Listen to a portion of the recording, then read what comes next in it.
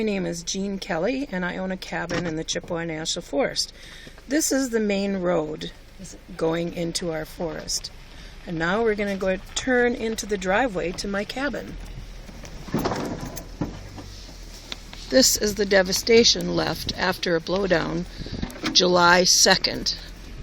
Trees down everywhere. This is the cabin road.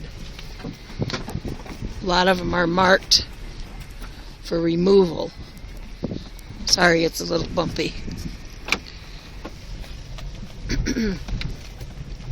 The Forest Service had to punch a road through just to get to our cabin after the blowdown. They were unable to get even down the main road all the way from Monday, when the blowdown occurred on July 2nd, till Saturday, and they were able to punch a road through. We're whizzing along here. I'm going along with my neighbor from down the beach, Carol Stevens. We're putting together a little video of the devastation after the blowdown. This is my car with the tarp so the pitch doesn't get on it. Okay, now we're getting out of the car. I can't get out. Okay, sorry, I was locked in. Okay, here's some more of the devastation. This used to be a little road going out of our parking lot, and now, as you can see, trees down and slash. We can't possibly get through that little road. Here's more slash. Here's my car, and looking up from the car are what are left from 3 white pines, 2 great big white pines. This one here has the top out of it. More slash. Our cabin was built in 1930 by my grandparents, and now I am at risk of losing it because they have raised the fees from $1,970 up to $6,300. Plus county taxes of around $500 plus. Our cabin is very modest. It's a one-room cabin. Here's our stairway going down. This is Carol in front of me going down the stairway. So you have to carry your groceries all the way down the stairs and everything up the stairs. Anything that goes down to the cabin, as Carol said, is correctly, has to be carried down. We were told by the Forest Service that we had to build down below the hill, and this is why our cabin is down the hill. There's no driveway to our cabin, and because of that, since the Forest Service is going to clean all the lots around all the cabins except for my cabin and my cousin's cabin, because we have no access to our cabin.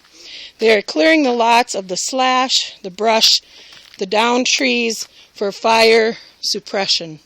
However, our cabin will have no fire suppression due to the fact that they can't get down, even not coming in the winter, to slide the logs out. This is more of the devastation around our cabin. This is our little cabin. We're going to go now to the outhouse. We do not have an indoor bathroom. We had to cut through these huge trees just to be able to get out to the outhouse. When we first came after the storm, you had to walk almost down to the lake and around just to get to the outhouse. So this is our bathroom. Nothing fancy. Here's Carol standing by our bathroom. Jean is not a rich person. I am a person of modest means. My brother and sister-in-law have the cabin with me. However, if the fees go up that high to $6,300, we've been fighting this for 5 years. If it goes up that high, we stand to lose the cabin. A place that my grandfather built, my grandmother and grandfather built, and left it to me so that I could get away from the busy city life and enjoy life as an average American coming to the National Forest, which is why the program was started back in 1915 by President Teddy Roosevelt, to get the average American into the National Forest.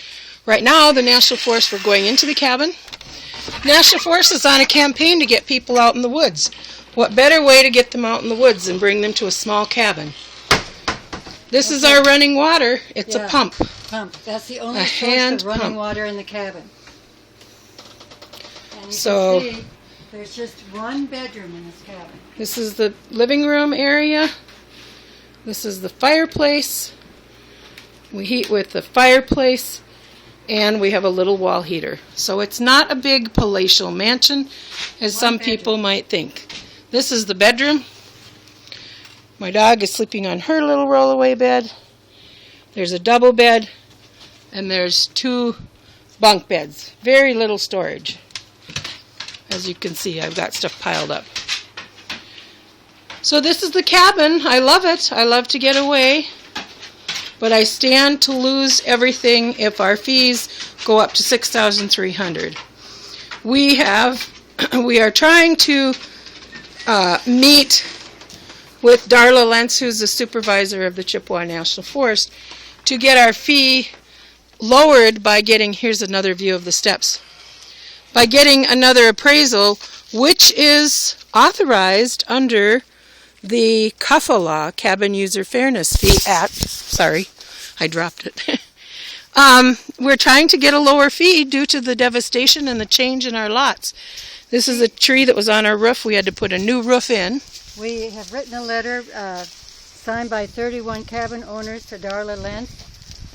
She received it on August the 22nd at the Chippewa National Forest. We tried to see her this week. She is in meetings. Seems like lots and lots of meetings.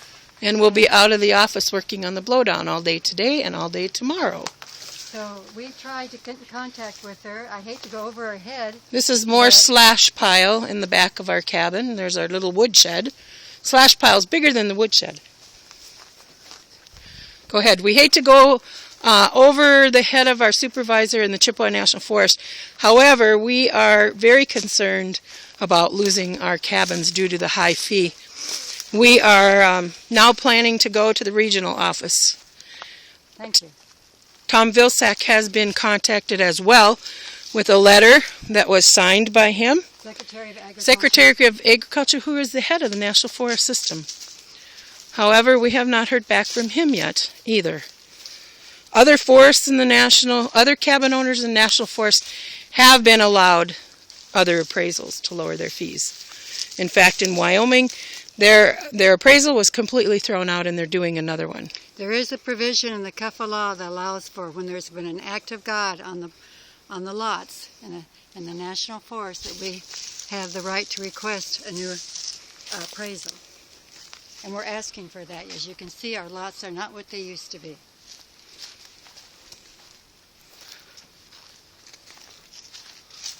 Here's one of the trees that's down. They've been lopped off about 50 feet high. The windstorm went through and it had winds of up to 80 to 85 miles an hour, and then leaning trees that are 100 miles an hour wind gusts. We have leaning trees that are hazard trees that are about to come down. As you can see, looking at this direction towards the outhouse, there is a huge one out that way that's about to come down. That's it. Thank you for your time. But he can cut, can't he?